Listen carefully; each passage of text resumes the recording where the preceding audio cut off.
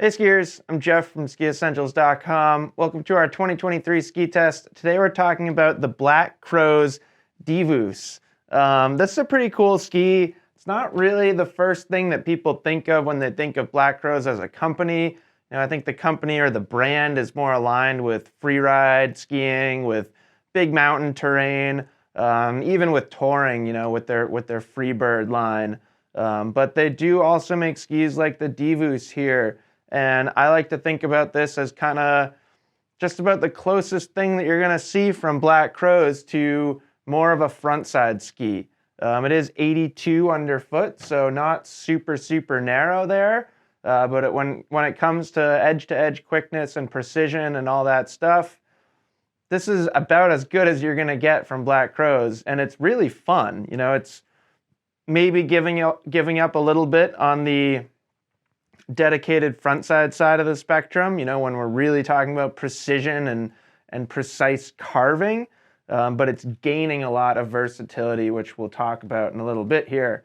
So from a construction perspective, we get a poplar wood core in this ski, pretty similar to how Black Crows builds a number of their skis.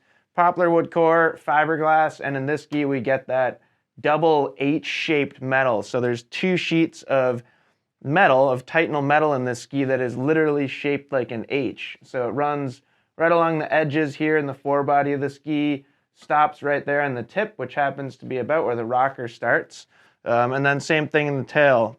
Full width underfoot, just along the edges through the tail section of the ski, and then ends right there, which is, again, about where that tail rocker starts.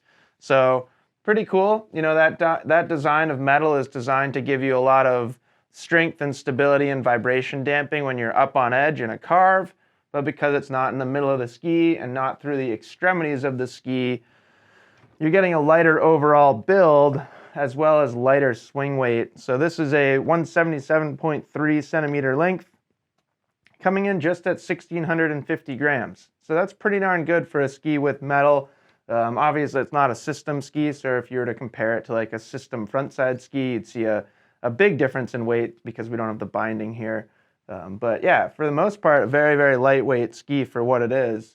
And then construction's pretty cool in this ski. We just have the single ski here for this, so it's a little harder to see rocker camber profile, but a mostly cambered ski where tip rocker starts about right where my hand is, and then tail rocker starts, again, right where my left hand is. So that's a little bit more tail rocker or more rocker in general than we're accustomed to seeing in a ski that's only 82 underfoot. And what that's doing is it's giving you that performance, it's giving you the front side feel, the strength, the edge-to-edge quickness from this camber and this metal, but then the tips and tails are a little bit looser, a little bit more playful, which really makes this ski shine when you take it into moguls. When you're making like short, quick turns on the side of the trail, often later in the day, the sides of the trails get a little softer, even a little bumped up sometimes. This ski really does well with that.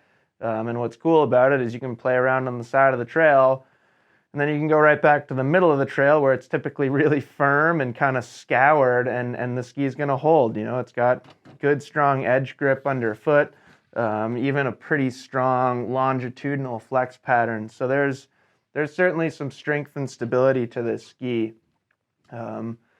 Maybe one of my favorite things about it is that it hits all those kind of tiers that we're looking for a high-end ski, especially something this narrow. We're looking at strong carving, edge grip, precision, responsiveness, all that stuff. Because of that tip and tail rocker, not only is it a little more versatile, I would say that it's also a little bit more user-friendly than most, both in forgiveness and in like an ease of use or less fatiguing perspective. So, tipping into a turn is a little smoother. It's not going to feel completely locked into a turn. That's where it's really going to help somebody like an intermediate.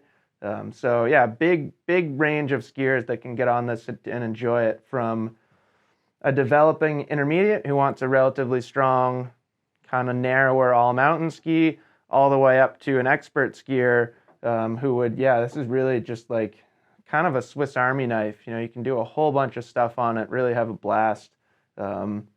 I'd go as far as saying that in general, I wish this category of skis got a little bit more attention because they're a lot of fun to ski. So that's it. That's the Black Crows Divus. Let us know if you have any questions about it, and we'll see you out there on the hill.